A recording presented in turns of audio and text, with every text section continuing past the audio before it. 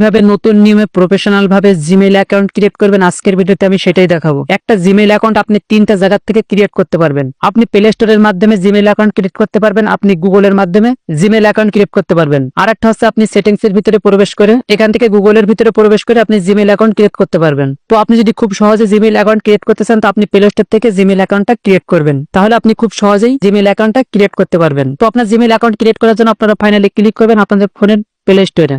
তো আপনাদের ফোনে যদি জিমেইল অ্যাকাউন্ট থাকে তাহলে আপনাদের ফোনে ঠিক এমন একটা ইন্টারফেস শো করবে। তো আপনি যদি নতুন করে জিমেইল অ্যাকাউন্ট খুলতে চান তাহলে জাস্ট আপনারা এই প্রোফাইল আইকনের উপরে ক্লিক করবেন, এরপর আপনারা এখানে ক্লিক করবেন, এরপর আপনারা অ্যাড অ্যানাদার অ্যাকাউন্ট এখানে ক্লিক করবেন। আপনার ফোনে যদি কোনো জিমেইল অ্যাকাউন্ট না থাকে তাহলে আপনারা যখন প্লে স্টোরে প্রবেশ করবেন ঠিক আপনাদের সামনে এই ধরনের একটা ইন্টারফেস শো হবে। তো আপনাদের যদি এই ধরনের একটা ইন্টারফেস শো হয় তা আপনারা জাস্ট এখান থেকে ক্রিয়েট অ্যাকাউন্ট এখানে ক্লিক করবেন, এরপর এখান থেকে ফর মাইসেলফ ইউজ এখানে ক্লিক করবেন, এরপর এখানে আপনাদের ফার্স্ট নেম দিয়ে দেবেন এবং নিচে আপনাদের লাস্ট নেম দিয়ে দেবেন। আমার নাম সাইদুর রহমান, তো আমি উপরে সাইদুর লিখছি এবং নিচে রহমান লিখছি।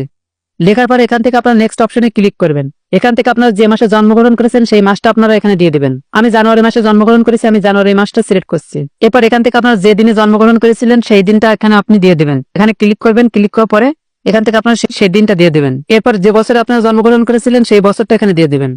এরপর আপনারা লিঙ্গটা সিলেক্ট করবেন, এখানে ক্লিক করবেন। ক্লিক করার পরে আপনি যদি মেয়ে মানুষ হন তাহলে আপনি ফিমেল সিলেক্ট করবেন এবং আপনি যদি পুরুষ হন তাহলে মেল সিলেক্ট করবেন। এরপর এখান থেকে আপনারা নেক্সট অপশনে ক্লিক করবেন। এখানে কিন্তু আপনাদের সেই জিমেইল অ্যাকাউন্টটা ক্রিয়েট করতে হবে। তো আপনাদের নামটা লিখবেন, যতক্ষণ না পর্যন্ত ম্যাচ হয় ততক্ষণ পর্যন্ত আপনারা লিখবেন। আর সবচাইতে গুরুত্বপূর্ণ কথা হচ্ছে এখানে কিন্তু আপনি কোনো বড় হাতের অক্ষর ব্যবহার করতে পারবেন না, সম্পূর্ণ অক্ষরগুলো আপনাকে ছোট হাতের ব্যবহার করতে হবে। তো আপনারা দেখতে থাকুন।